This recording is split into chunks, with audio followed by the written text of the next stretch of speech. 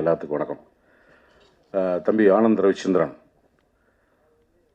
First இந்த script சொல்லும்போது எப்போ பொதுவாக வந்து ஒரு ஊடகம், பார்வை, சினிமா அப்படின்னு இருக்கும்போது ஒரு டைரக்டர் ஒரு டிசைடிங் ஃபேக்டரில் இருக்கவங்க தங்களை நீதிபதிகளாக நியமிச்சுக்கிட்டு தான் ஒரு பார்வை இருக்கும் பொதுவாக. அது வந்து குறையாவோ விமர்சனமாக சொல்லலை.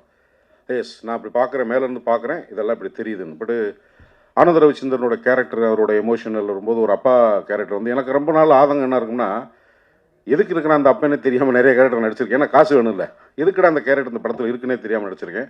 அப்போ ஒன்று சொன்னோன்னா கொஞ்சம் சுவாரஸ்யம் குறைஞ்சிது. பட் திருப்பி எனக்கு ஒரு 1 ஹவரில் வந்து அந்த கேரக்டருக்கான இந்த என் கேரக்டரும் திருமதி கீதா அவங்களோட கேரக்டருக்குமான ஒரு உறவுமுறை வந்து ரொம்ப ரொம்ப சின்ன சின்ன விஷயங்களாக சொன்னோன்னே எனக்கு கொஞ்சம் ஆர்வமாயிடுச்சு. இதுக்கு அப்போ அவர் சொல்லும்போது மைண்டில் ஒன்று ஏறினது. அப்போ 2 பேரும் சும்மா பேசிகிட்டு இருக்கும்போது ஒரு 25-26 வயசில் ஒரு வேலை கிடைக்கணும், படிக்கணும், வேலை கிடைக்கணும், நம்ம கற்பனை பண்ணி வச்சுக்கிற மாதிரி ஒரு காதலியோ அல்லது தோழியோ அல்லது மனைவியோ ஏதோ ஒன்று கிடைக்கணும்னு எல்லா ஆணுக்கும் ஆசை இருக்குது. நான் ஆணாக இருக்கிறனால ஆண் பாயிண்ட் ஆஃப் வியூவில் பேசுகிறேன்.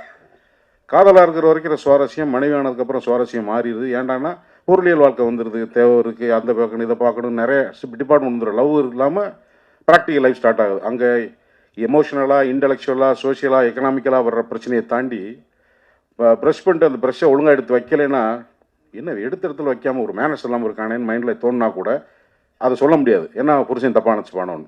பொண்டாட்டி தண்ணி இப்படி சின்ன சின்ன விஷயங்கள் கூடும்போது, சிலருடைய பிஹேவியர் கூடும்போது, பிஹேவியரல் இஷ்யூ இருக்குல்ல, அதுதான் இந்த படத்தோட கண்டென்ட்டாக ஆனந்த ரவிச்சந்திரன் சொன்னார். சின்ன விஷயம் தான், ஒருத்தருக்கு ஒருத்தர் விட்டு கொடுத்து போயிருக்கலாம் தான். ஆனால் அது எங்கே போய் நிற்கும், அது எவ்வளோ பெரிய மன வலியை ஏற்படுத்தும். மற்றவங்க பார்வையில் இருக்கும்போது பூரா பேர் நீதிபதியாகி நீ செஞ்சு தப்புன்னு மன உளைச்சலாக்கி சம்மந்தப்பட்டவங்களுக்கே என்னடா பிரச்சனை நமக்குள்ளன்னு தெரியாமல் போகிற அளவுக்கு இங்கே ஒரு சுற்றுச்சூழல் இருக்குது. ஒரு 30 வயசுலேருந்து 40 வயசுக்குள்ளே ஆண் பெண்கள் உறவு முறைகளை நிறையா என் கூட நடிக்கிற பசங்க, சின்ன பசங்களை பார்க்குறேன்.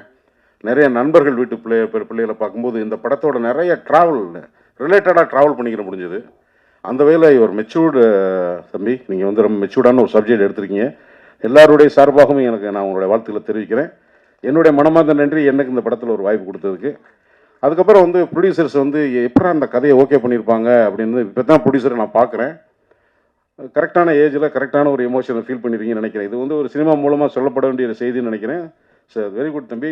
அதுக்கப்புறம் வந்து ஊடகங்கள்கிட்ட நான் வைக்கிற வேண்டுகோள், இப்போ வந்து போடுங்க அம்மா ஓட்டு, அந்த சின்னத்தை பார்த்து இந்த சின்னத்தை பார்த்துன்னு செய்தி ஊடகங்கள் எல்லாமே வலுவாக வந்து ஏப்ரல் 19 வரைக்கும் வந்து முழுக்க வந்து அரசியல் போட்டு இருக்கும்போது இந்த படத்தை நரேன்ட்ட நான் பேசும்போது, என்ன நரேன் 11ஆம் ரிலீஸ்ன்றீங்க, இந்த மாதிரி இருக்கு. இல்லை சார், இது சிச்சுவேஷன் ப்ரெஷரைஸ்டஸ் அப்படின்னாரு. அந்த ஒரு வார்த்தைக்குள்ளே எவ்வளோ பிரச்சனை இருக்குன்றது எனக்கு தெரியும் சார். நான் உங்கள் சார்பாக வேண்டி கேட்டுக்கிறது, எங்களுக்கு கொஞ்சம் இந்த படத்தை பற்றி உங்களுக்கு இந்த படத்தில் நேர்மை இருக்குது, நேர்மையான உழைப்பு இருக்குது, நேர்மையான எமோஷன் இருக்குது. இந்த இவ்வளோ பெரிய எலெக்ஷனுக்குள்ளே நீங்கள் சப்போர்ட் பண்ணிங்கன்னா இது மக்களுடைய பிரச்சனையில் நிறைய அலசி ஆராய்ஞ்சிருக்கிற ஒரு உளவியலான ஒரு ஒரு ஒரு அப்ரோச் தான் அந்த படம். கொஞ்சம் சப்போர்ட் பண்ணுங்கள். நல்லா இருந்தால் இது வந்து வேண்டுகோளாக வைக்கிறது வந்து கொஞ்சம் கவனமாக பாருங்கள் அப்படிங்கிறது தான் என்னோடய வேண்டுகோள்.